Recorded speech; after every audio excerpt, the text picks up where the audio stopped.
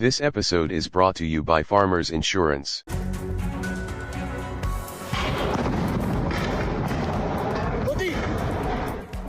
The number of casualties surpasses 100 as Eritrean asylum seekers and police clash in Tel Aviv. Also ahead.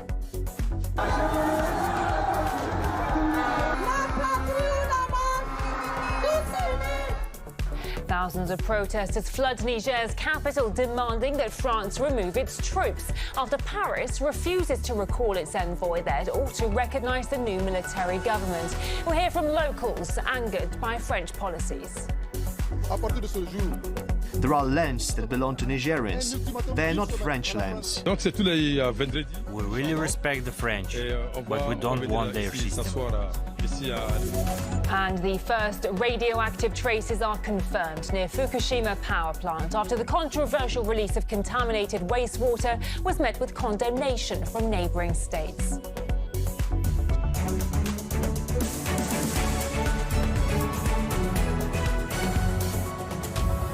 Hello. Find one that fits you.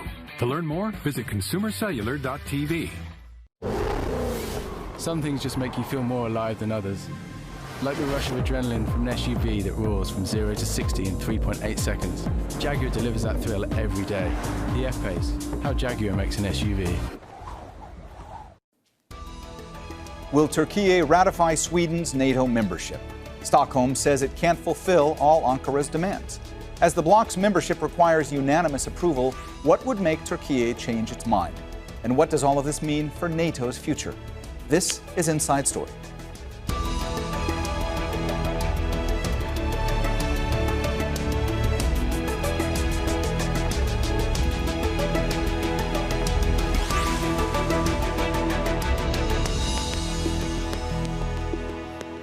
Hello and welcome to the program. I'm Mohammed Jamjoum. One of the many fallouts of Russia's invasion of Ukraine has been that previously neutral Nordic countries.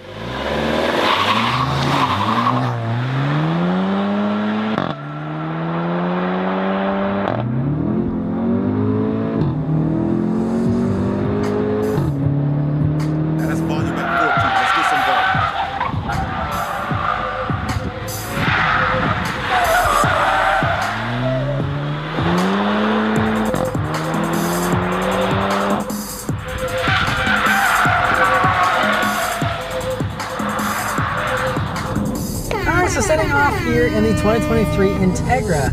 So the first thing you notice about this, well, you have a really nice low. Starting with the big one, with the A7 and German Autobahn test. We put it here to the dynamic mode. After the air suspension, it lowers down. Sporty mode also goes in the S shifting mode. For sportier shifting, putting up the gears then higher RPM and starting from 40 kilometers an hour on the motorway. Let's go.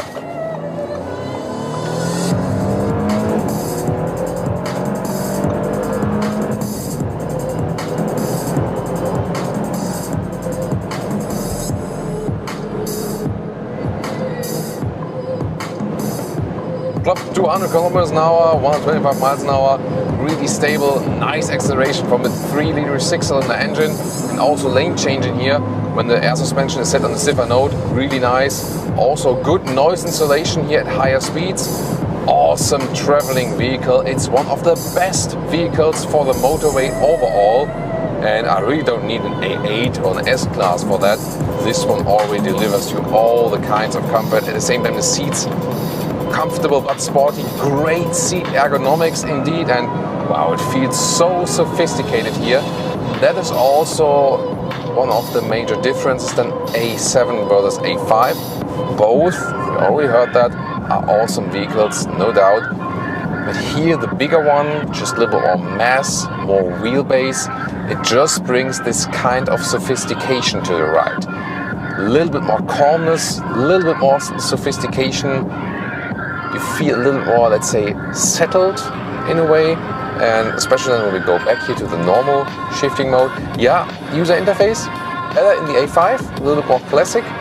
Still here for the touchscreen solutions, also lower part with the climate unit and so on. One of the best climate solutions that is not still classic, you know. So you can control it still very well, although it is here this touchscreen for that kind of stuff. Here also you see some of the ambient lighting here in the lower part especially. That is beautifully done here. Really like that. And also here in the tunnel, you hear how silent the vehicle is. Really, really awesome. It brings me, you know, the feeling of I can drive hours and hours and hours without any back pain, without caring about that. I just love this vehicle. It's one, driving wise, it's definitely one of my favorite vehicles overall. And as I said earlier, also this combination of, you have the great design, yet the great flexibility, practicability with that head, yeah, this fastback trunk, that's called that way. Cruise control is set here on the lower part. Also here with the active lane keeping assist, very well done. All the assistance systems work flawlessly. And even if you're on the auto mode and the air suspension is not being lowered down, it gives a very good compromise of sportiness and comfort. It doesn't lean too much to the corners. You're getting off the motorway. Nice feeling from the brakes here, the right and the left S-turn. It is a large vehicle, but at the same time it feels so agile and nice to ride. Yeah, this is definitely one of my favorite rides overall together. Also, you know, with the BMW 5 Series, because they both have this, I would really say, perfect combination of sportiness and comfort. You know, you have no compromise in sportiness and no compromise in comfort. Maybe the only compromise in sportiness is the weight, because the A5, we will soon see it, it will feel a little bit sportier because it's just lighter, you know, and the smaller wheelbase helps in the winding corners. Listening more about motorway, we'll soon have another acceleration, and then we'll get to some winding corners where we can also gather some experience here with the A7 and then compare it to the A5. Look at that, steering also with a very direct input, and 90-degree steering often means also 90 degrees turn. I love that. The progressive setup they have here from Audi is just flawless. From the steering input, the steering feeling, at this moment here, A5, A7, also one of my favorite vehicles. They have, you know, it's not that you have to have too much power. At the same time, it has this progressive style. You don't have to turn it all the way in. You can always keep both hands at the steering wheel. That's totally fine. With these driving modes, it also changes a little bit what feedback you get, by the way. Overview, so actually also quite decent. Can't complain about that, although it's so design focused. Just the B pillar here is very thick. Therefore, you do need the blind spot monitor. And that is so well integrated into that mirror. And this blind spot solution here is also the best we know, actually. So that's really, really cool.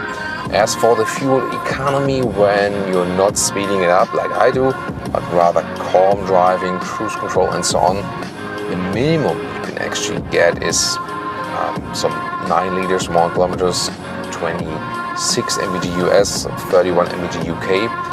A more realistic figure, also with some city traffic, a little bit more speed, is then rather like 10 liters on 1 kilometers, 23 mpg US or 28 mpg UK. Interesting that this will not differ that much if you have this segment here or the one below that.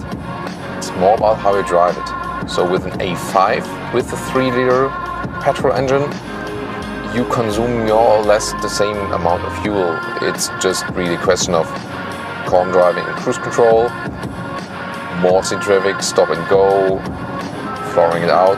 That is the main difference then, and not if it's now like a little bit heavier or not.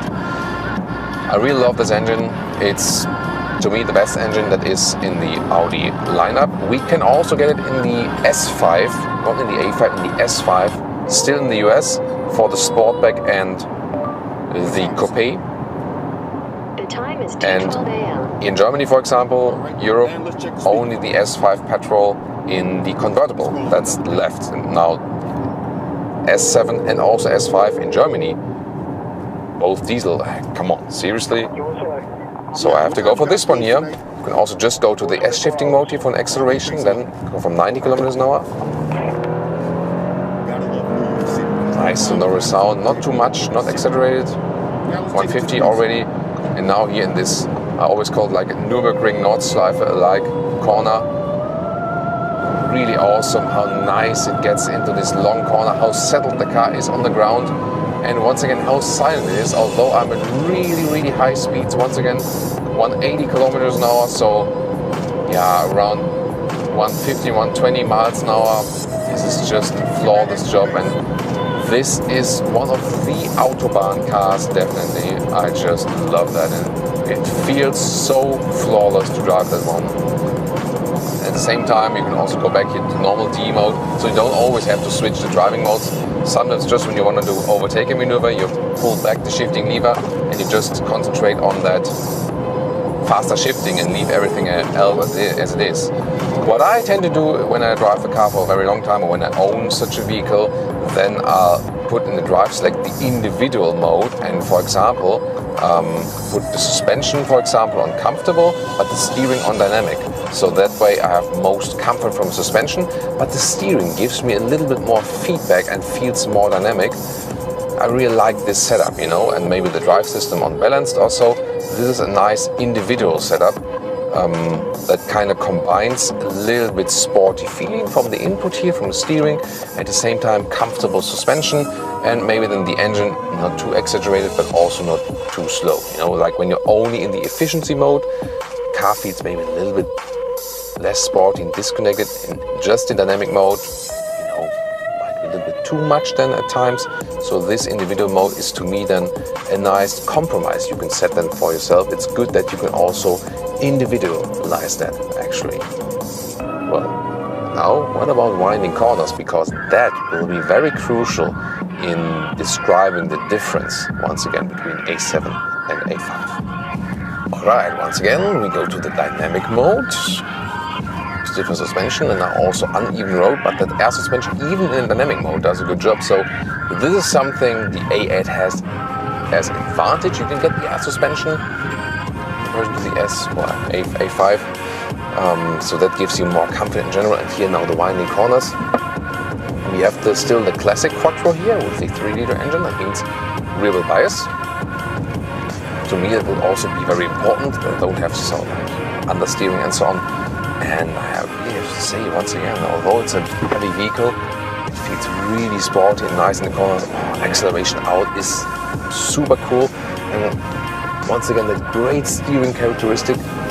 This feels so smooth and flawless. So this is one of the vehicles, and I already did that like 2013 with the RS7, hitting a lot of different alpine passes in the mountains. And although it's a big and heavy vehicle and you can put a lot of passengers and luggage in it, it is one that you can have so much fun with, even in those alpine passes.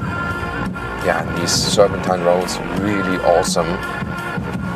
Yeah, once again, it's one of my favorite vehicles, also driving-wise. Just so sad that in the US especially, you can only get it with animal skin leather seats. I hope they change it at some point. But in the UK, as I said, you can also get the seats as I'm sitting on for the A7, not for the A5, strangely. Well, but now even more interesting is, will the A5 be enough? Although it's, depending on the configuration, 25 to 40,000 euros or dollars less expensive, will it deliver the same comfort? How much sportier is it? Which one would I take home? This is going to be really, really tough.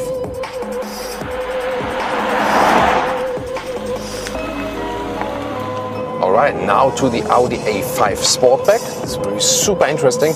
We'll also put it here to the dynamic mode and also the S shifting mode for more boosting up the RPM. We also go back to 40 kilometers an hour here with the 2-liter engine. You can also get the 3-liter engine, but here just to give you a feeling for this one here, this engine will be mostly picked by most A5 customers. Let's go.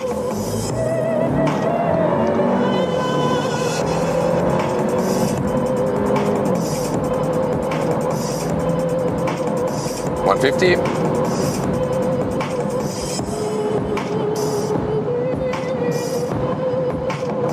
Now, of course, takes a little bit more time.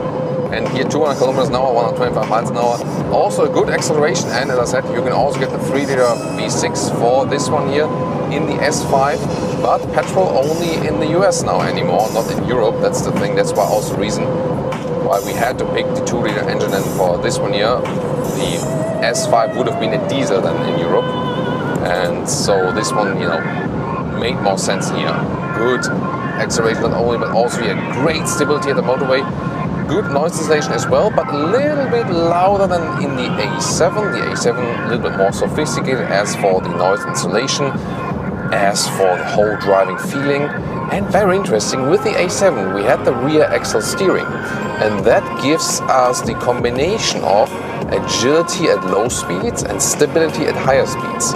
So the difference between the bigger and the smaller car is actually less, or not that large, because of the rear axle steering we have mounted in the A7.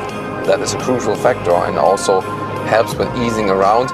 However, one of the biggest advantages of the A5 still is, of course, that it's just shorter when you are in a narrow basement garage or when you live in a city which has narrow situations, narrow streets. There you just have the advantage of a shorter vehicle with the A5. That's, of course, a crucial thing. If you don't have that problem, like the US West Coast, you have a lot of open space anyway, then you can easily go for the A7 as for this aspect. The A5 here also already delivers good comfort, is also a good motorway vehicle. I really feel at home here also on the German Autobahn.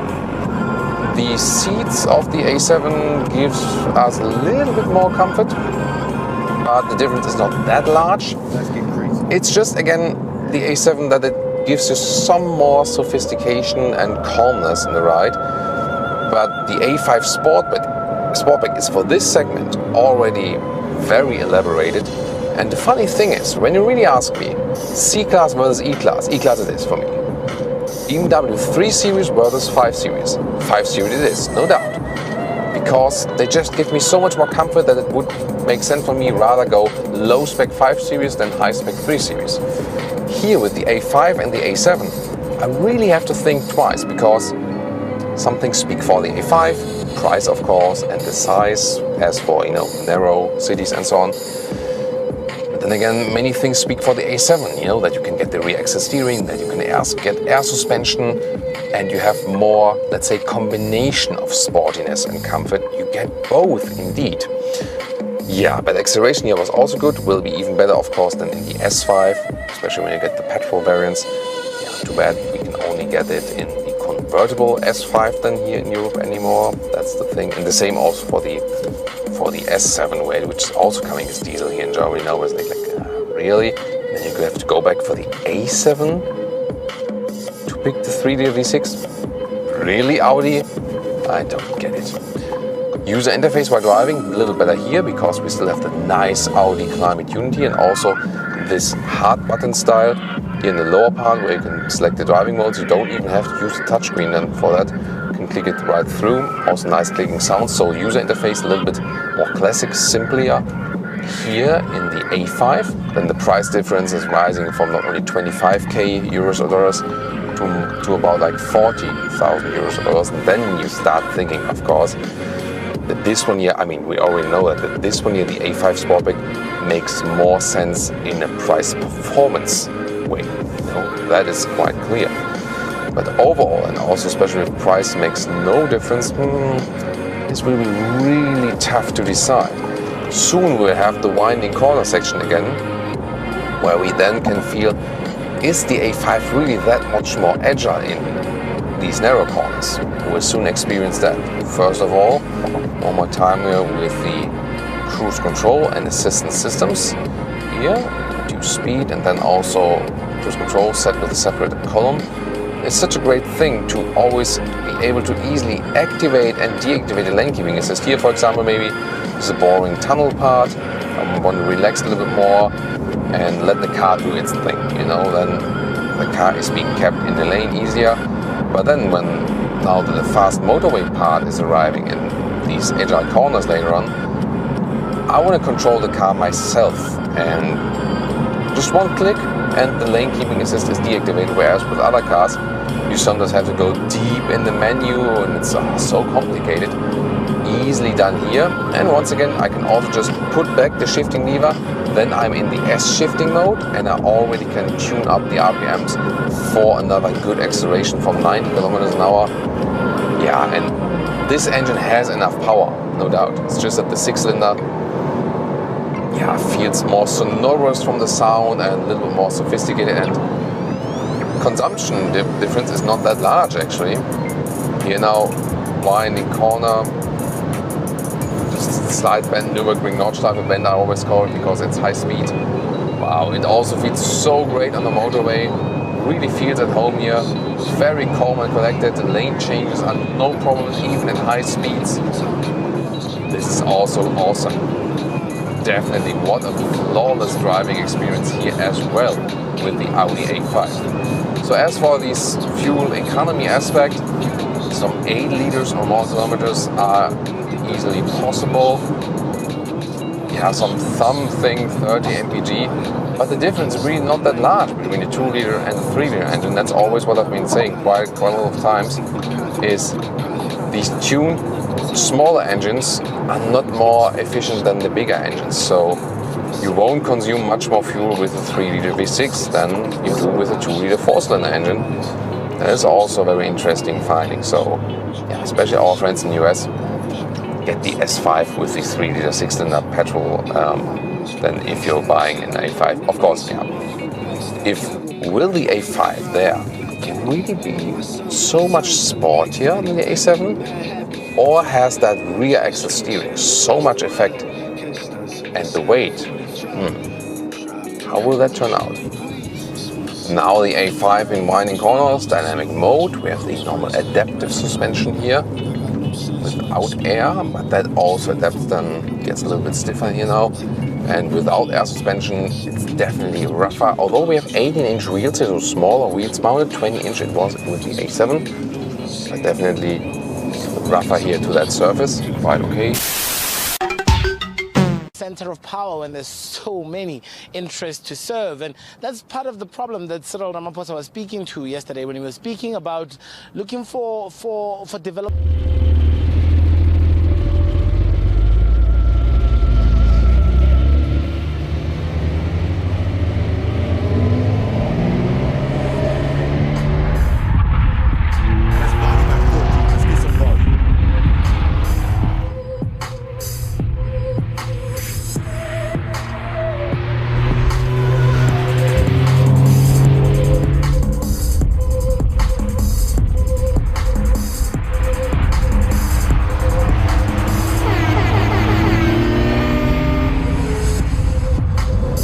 So setting off here in the 2023 Integra. So the first thing you notice about this, well, you have a really nice low seating. So we put it to sports mode. We have different sports layout then, different visualizations. Going to the German Autobahn and high speed test. We start at 40 kilometers an hour. Let another car pass. Yeah, just to be safe. No one interferes with us, and I don't interfere with anyone right there. So from 40 kilometers an hour, let's go. It's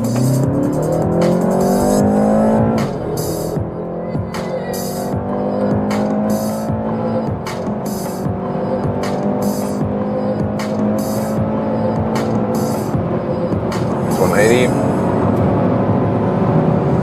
It's almost 200 kilometers an hour. We're blocked right here. Okay, here we go again. Adaptive suspension in here. Left, wow. Really good contact to the road, super stable at higher speeds. Noise insulation is also decent, but wind noise are of course picking up at that speed here. Feel that is also a little bit louder than in the 5 series. We'll also experience or compare that later. Wow, but this feels so sporty, here of course with the M Sport Pack, but even if you would have the normal suspension, the 3 Series in general has a sportier feeling than the 5 Series. That's already clear right now. Another lane change right here. And we can also switch it back to the comfort mode. Whew. Yeah, that was something. So indeed the 3 Series is more the driver-focused vehicle. It tells you, especially when you have M Sport Pack, let's go attack. I also feel it from the seating position here. The seats, they are also way stiffer. Note that when you go for the perforated Sensatec seats with both vehicles, they will deliver more comfort. They are more soft in the very surface. So this is something you have to consider. Here, once again, with the animals can see the surface is just stiffer. and delivers less comfort. Here in the tunnel, yeah, I feel that it would be louder than the 5 Series. We'll also compare it then when we drive the very same road than with the 5 Series once again. It's indeed when you want to have more fun and want to have this, hey, let's go attack feeling, then the 3 Series is for you. Immediately you feel that the 5 Series would be more like a little bit more settled and a little more calm and so on. So this is the first main difference you immediately feel when comparing these two vehicles here. Driving wise, in the facelift here of the 3 Series, of course, driving hasn't changed that much. What is interesting also, as we recently had the Audi A4 versus Mercedes C-Class comparison, and there I decided for the Audi A4 because of more comfort in the seating ergonomics, and also that the C-Class has the more complicated user interface. And here it's a little bit different. Well, the user interface is still a little bit easier in the Audi because of the new OS 8 system, where I have the climate unit and here also in the screen. However, here it's more that the 3 Series is even more sports focused, whereas the A4 delivers a little bit more comfort then. So would I decide for the Audi also against the 3 Series here in that respect? To me, seating comfort is very, very important, because you're sitting in that vehicle and maybe for hours and hours and hours. And that would be a very crucial aspect. And my second crucial aspect is that I want to have a natural steering feeling, which is at the same time progressive. That means not too much steering movement, so it needs to be sporty and precise, yet I want a natural feeling. And I'm not that satisfied with the steering feelings of the recent BMWs. Strangely, not with the SUVs. You know, especially like X3 and X5, X7 even, especially the bigger SUVs, have a very good steering feeling. And with the smaller, sportier vehicles for BMW, I miss a little bit natural feeling. It's not too bad at all, but here I would like that I get a little bit more feedback. Here in this setup here today, it's sometimes a little bit, it's not sometimes a little bit strange. Sometimes it really depends also from vehicle to vehicle. See here, sports mode gives me a little bit more feedback. Comfort mode gets a little bit lighter. So today here in this 3 Series vehicle, it sometimes also depends on the tire choice and so on. It seems better than recently. Yeah, or maybe at some point they also do some updates with that. So yeah, that seems today indeed better. It's a good surprise actually. But back to the C-Class A4 3 Series thing. The steering feel and the ratio and the seat ergonomics is the best in the Audi, plus the easiest user interface where you still have manual climate dials and so on. And these 3 things especially would rather drive me towards the Audi. What is actually better in the 3 Series and also in the C-Class, that rear-wheel drive is the standard here. So the X-Drive, the all-wheel drive is an option, but rear-wheel drive is always standard. So you either get very nicely out of the corners with pure rear-wheel drive, or when you have the X-Drive option, the all-wheel drive option, depending on the engine, you still have a rear-wheel bias, and that counts for the BMW and also for the C-Class. In the Audi, you just have the permanent quattro all-wheel drive when you, for example, have like an S4 petrol engine or something. So Quattro Ultra then for the smaller engines. Yeah, that's the thing. So you have to check out the concise engine configuration. As for the comfort here with the suspension and so on, I would rather not pick anything that is connected with M suspension, in this case here in the 3 Series, because to me it's not comfortable enough. I think it gets too rough, especially then with the combination here with the biggest wheels. So when you go for something M suspension, then at least don't pick the biggest wheels. But although we have the adaptive suspension here, it's still not that comfortable, I feel. By the way, in the sports mode, what we can also do is then also use the shifting lever and go to the sports shifting mode. Another acceleration, let's see if there's a difference. 130, 150. Yeah, and you feel that the shifting is even a little bit more aggressive. But wow, how sporty that car feels here, and in that corner, yeah, again, steering feel, especially at higher speeds here, could give me a little bit more feeling like, wow, that engine here also sounds awesome. I mean, 2-liter 4-cylinder engine, and yes, they also use sound actuator in the interior here because these cars are very well insulated nowadays, but that's an awesome sound indeed. And sound-wise, at least when you hammer the throttle, you don't really miss the difference then to the 6-cylinder engine. However, the 3-liter 6-cylinder is also available here in that M340i model. And the interesting thing is, if you compare this here to the 6-cylinder in the 3 Series or to the 6-cylinder in the 5 Series, the fuel economy does not differ that much. So with both 3 Series, 5 Series, and both with 2-liter engine and 3-liter, you can score something around 30 mpg, like some 729 approximately liters on 1 kilometers. And the difference or the favor to the smaller engine is maybe maximum a couple of mpg or like half liter, 1.5 liter maximum. So there's not a huge consumption difference. So in this respect, let's go back to the normal driving mode. Shifting mode. So in this respect here, I really have to say, you can easily go for the 3-liter 6-cylinder because it's the best BMW engine, it's the most fun, without efficiency loss or something. It's of course a question of price. Here in the 3 Series, it's a higher price gap then, you know. So for example, in the US, you usually buy the 5 Series with the 3-liter 6-cylinder anyway. There you can also get it rear-wheel drive only, for example. Controlling this car here while driving, you know, I do prefer the OS 7 in the 5 Series. We still have that. Here the OS 8, especially because of the climate unit. And when you try to search things while driving, like, oh, what's the fuel economy or something, you're just taking more time here in the OS 8 in this updated infotainment system. The only thing I feel, told you that earlier in the interior part, is more reliable is the wireless Apple CarPlay connection, and here also with the Android Auto meanwhile.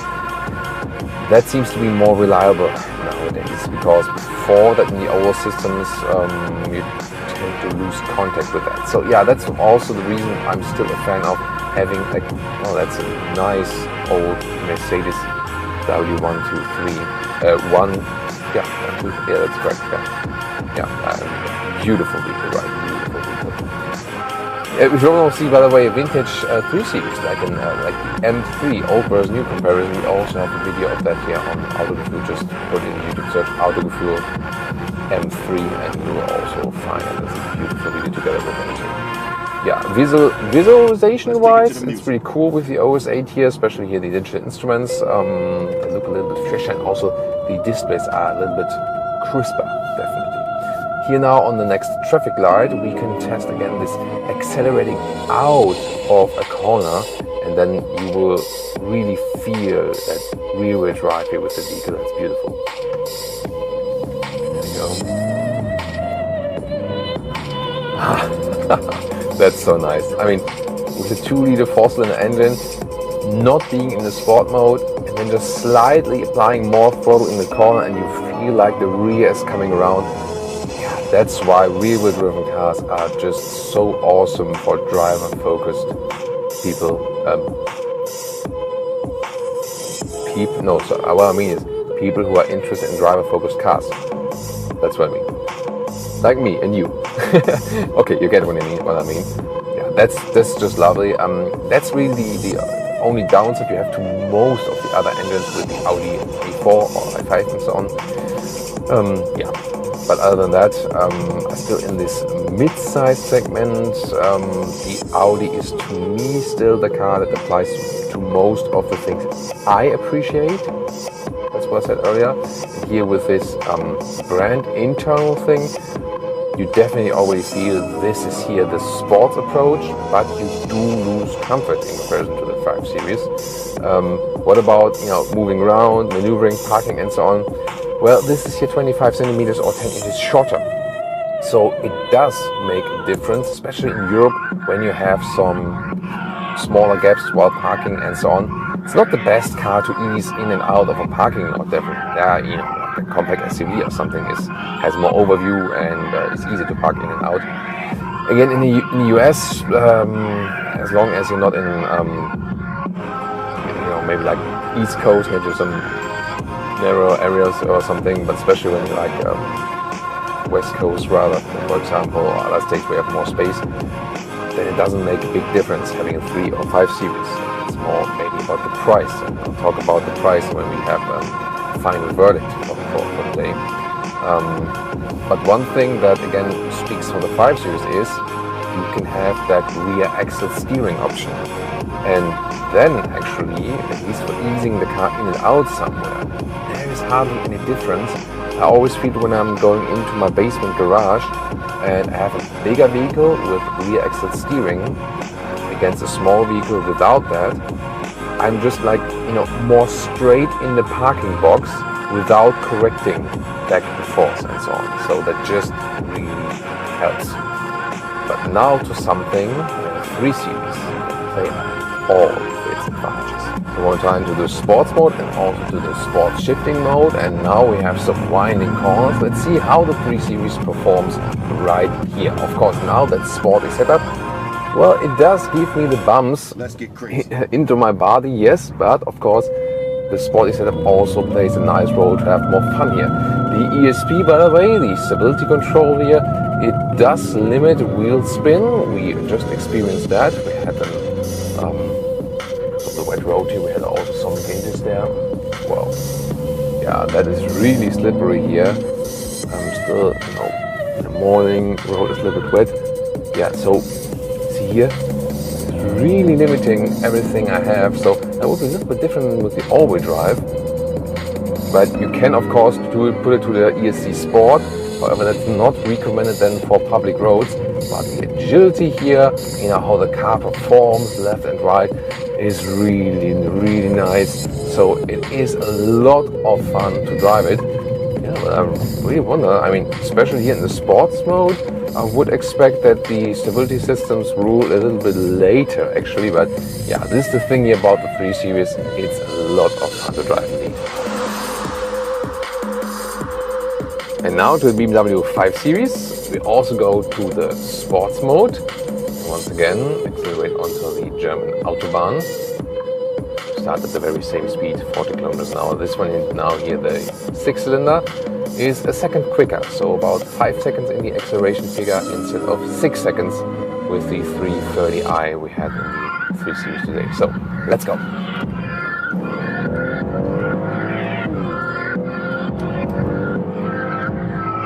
130, 150, and now the Tesla Model Y ended our acceleration test. Blame him. Let us keep in lane. So, but we can still drive faster now. Oh, it's picking up the speed there, the Tesla. Come on, let's do it. So 180 kilometers an hour. Wind noise, of course, also a little bit louder now, but I feel that it would be a little bit, maybe a little bit more silent in the 3 Series, but I wouldn't say that there is a huge difference in the noise insulation. I also feel really calm and collected here as for suspension when I'm also doing a lane change at higher speeds. Very nice in control. The steering feeling is not too different either. I think the 3 Series is a little bit more aggressive as for the steering feeling. So, well, progressive you could also say. So, what's an S63L? Interesting here. Bulgarian number plate. So with the 3 Series, I feel they have tweaked the suspension in a way that it does more, and here it's more set out to be a little bit calmer, which is also fitting to the vehicle. Adaptive suspension in here too, also equipped with winter tires, not the biggest wheels, and definitely this suspension is way more forgiving. Okay, we don't have the M Sport suspension here, but the base suspension setup is definitely sportier in the 3 Series and less sporty in the 5 Series, and it definitely gives us more comfort in riding, not only from the suspension but also from the seats. So the seats here just give me more space, and especially when you're a little bit taller like I am, then these seats here are giving you way more comfort. So immediately feeling more comfortable and more at home thus in this vehicle here. Really nice ambient lighting. This is also what I do prefer here with the 5 Series, especially when we're going here into that tunnel. As for the sportiness, of course, when you have a little bit more direct feeding to the road, there the 3 Series leads it. Soon we'll also do another run through the winding corners and tell you more about that, how it really behaves in the winding corners. Here we also have either pure rear-wheel drive version, or then if you have an all-wheel drive version, then you have a rear-wheel biased all-wheel drive. So this is the same setup than here with 3 Series. Yeah, doesn't make a big difference.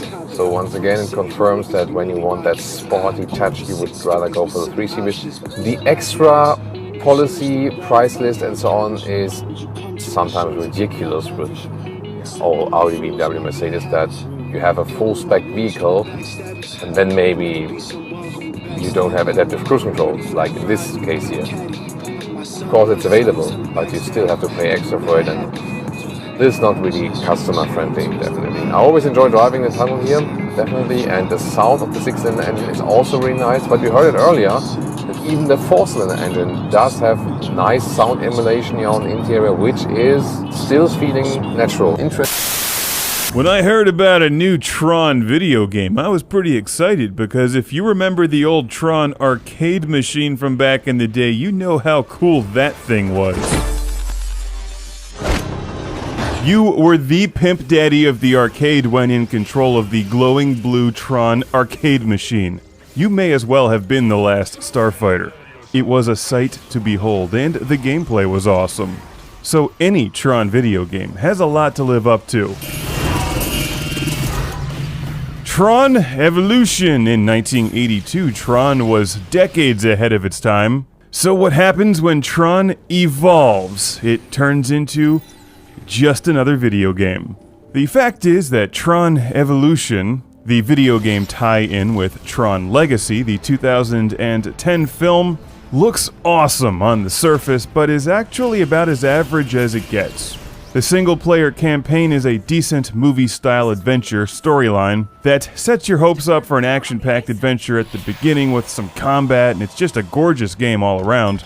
But really let me down when it got into all of the aerial acrobatics, Spider-Man, Mirror's Edge kind of stuff, because the controls seem like they're optimized for combat, not necessarily jumping around and performing all of these tricks. They're a bit fiddly, and I think that gameplay is an acquired taste because of that. It's not awful, it's not broken, the game is extremely well produced, I think it looks amazing, and the sound quality is just as good. But the combat gets repetitive quickly, and the wall-climbing virtual web-slinging just ends up becoming irritating after a while. And when you fall into the virtual abyss, which happens frequently, it just regenerates you, so these jumping exercises turn into a series of trial and error events that do nothing to enhance the storyline or gameplay, but do look amazing when executed properly. That's the game's strength. Visuals.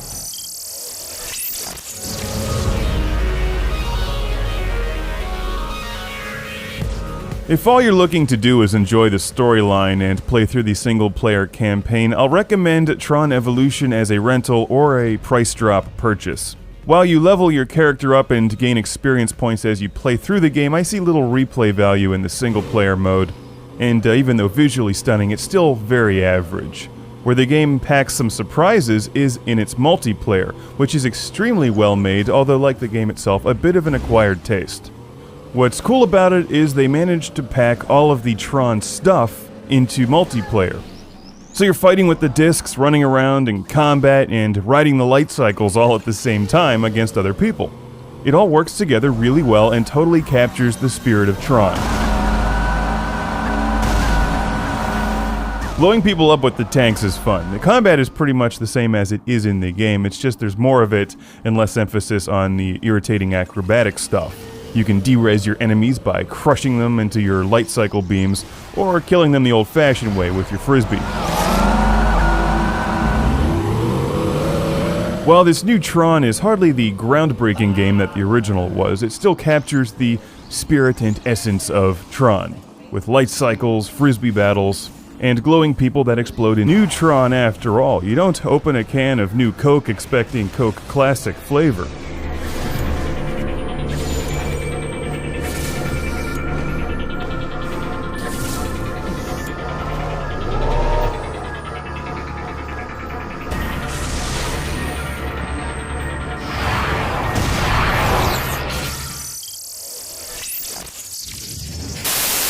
Welcome to Classic Game Room for the review of the Atari XE GS, the Atari XE game system, which comes with a keyboard that features a help button. What happens when I push the help button?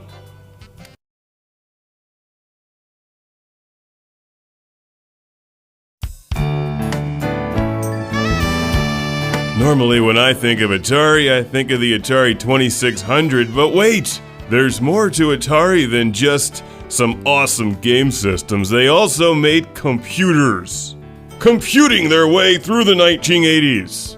This is the Atari XE, or otherwise known as the Atari XE game system, the GS. Good stuff. It plays games, computes, and has pastel buttons, and some bizarre angles all over the place. Definitely from the 80s. Look at the logical video and audio output layout. Incredible! The Atari XE is an 8-bit computer and game system released in 1987. It's a lot like the Atari 5200, except it actually works, and delivers a crystal clear video signal, and has a rather sizable game library filled with terrific games like Zaxxon. Many of the games are the same games you'll find on Atari 5200, except you're not locked into using the dreadful Atari 5200 controller. The Atari XE works with Atari 2600 controllers and Atari 7800 gamepads and controllers, and a whole bunch of accessories, and most importantly, Sega Genesis controllers, because they're the best ones out there anyway. So if you've been on the fence about this, you should get it for no other reason than it's a functioning Atari 5200 with a better audio and video output that works with Sega Genesis gamepads. It'll also work with other cool stuff like this light gun and the Atari XE Atari 2600 style joystick, old school printers, a disk drive, maybe even a modem, and definitely this Atari XE keyboard that hooks into the Atari XE and makes for some terrific keyboarding action. The ports are at weird angles, and design-wise it looks like the Easter Bunny exploded, but when it's all hooked up, the Atari XE is seriously powerful.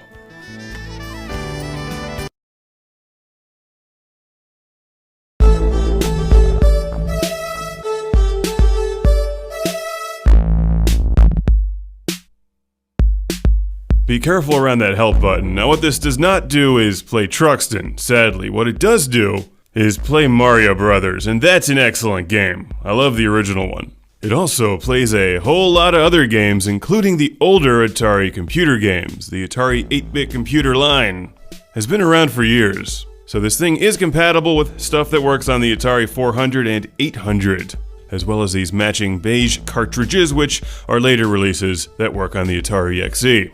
It also plays Robotron. Enough said. Actually, I'll say one more thing. The composite video output is dynamite. Probably the overall best feature, because you don't need any kind of strange RF adapters or anything. It just plugs straight into your TV and looks incredible. I love Stereo Pac-Man. I also like Jungle Hunt and Donkey Kong, so let's fire up the XE and have a good time. Yes, all that other stuff is super cool, but what it really comes down to is playing great games with the Sega Genesis gamepad.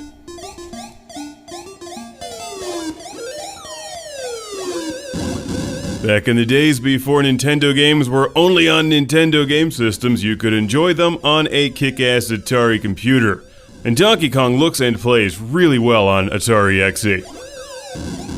I'm heavily biased towards the Sega Genesis and its amazing gamepad, but of course you can play with the Atari 2600 joystick. The 7800 gamepad is pretty good, but not the NES Advantage, annoyingly. This is my favorite Mario game because Nintendo is always better on Atari. Run away. Spoken like a man who grew up playing Nintendo games on an Atari, which is what I did. I love Mario Brothers on my Atari 2600. Always have. And I love the Atari XE. It's a great selection of games, amazing video output, and controller flexibility. Make it the Atari you absolutely must have in addition to the Atari 7800. Yeah! I swear I've seen this game before. The only downside to the Atari XE is that it's pretty expensive these days, but it seems to work really, really well. So, I have an enormous classic game room It's just incredible, and the sound is really good too. Also, don't forget this is more than just a game system, it's a computer, so you can compute and stuff. Oh, damn it, I wanted that thing.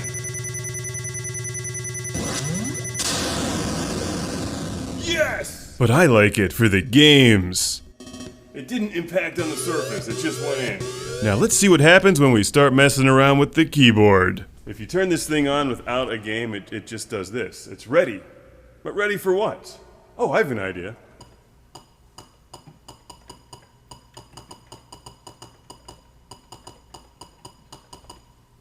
Run global thermonuclear war. Enter.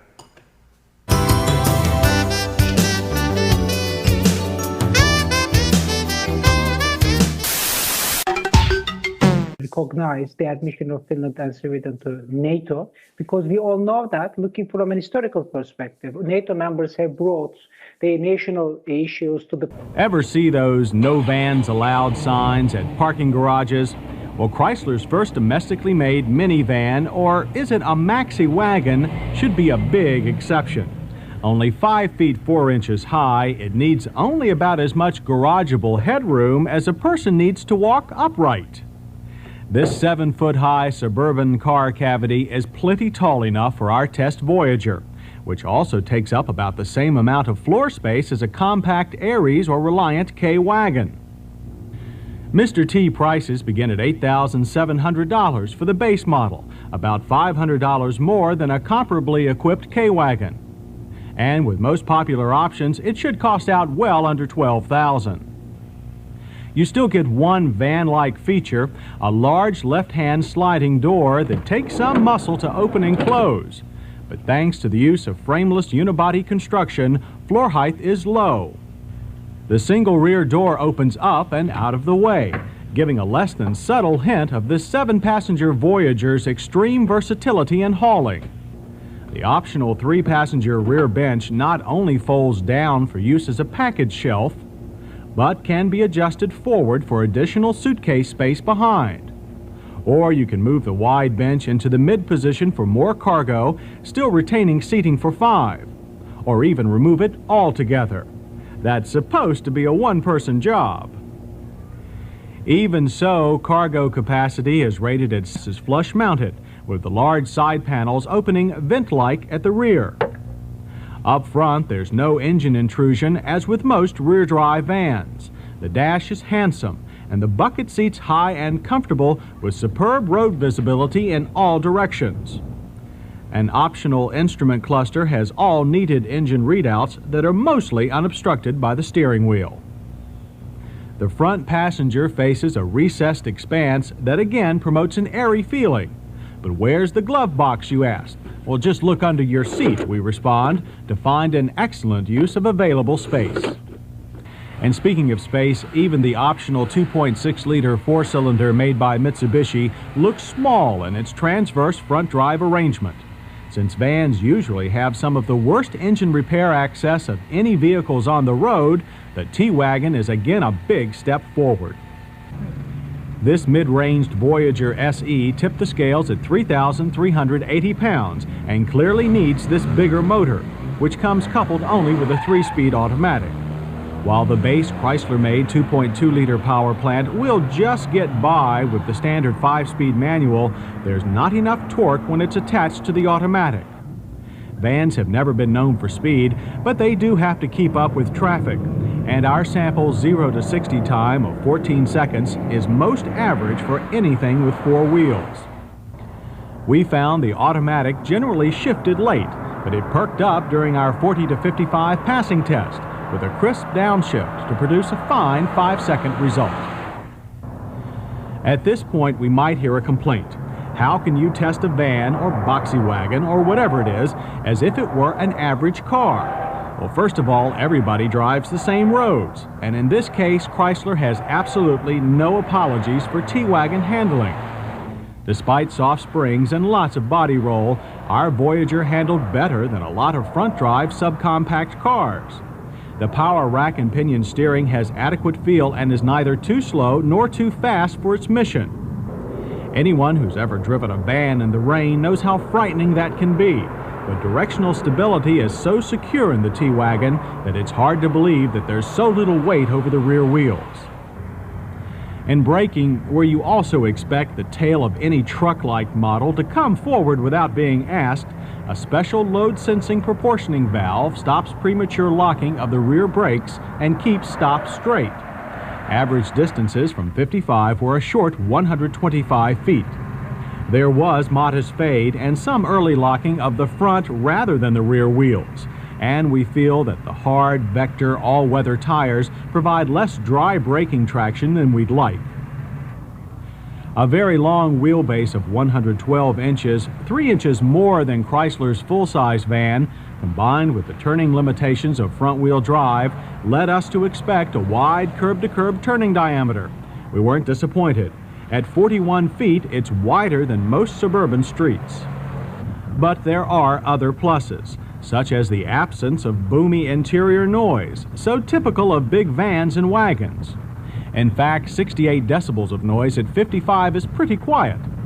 As for fuel economy, while the EPA rates the 2.6 motor automatic marriage at 21 city and 29 highway, our test loop produced an expected 23 with a light load. So with versatile cargo capacity, moderate size, and car-like ride, along with adequate handling and power, MotorWeek just couldn't find any significant faults with Chrysler's new T-Wagons. We think the Dodge Caravan and Plymouth Voyager are some of the more revolutionary vehicles of the times. From Western global institutions is much different. Platform of the alliance whenever any particular topic came to the agenda. Let's to thank one of our sponsors, Farmers Insurance.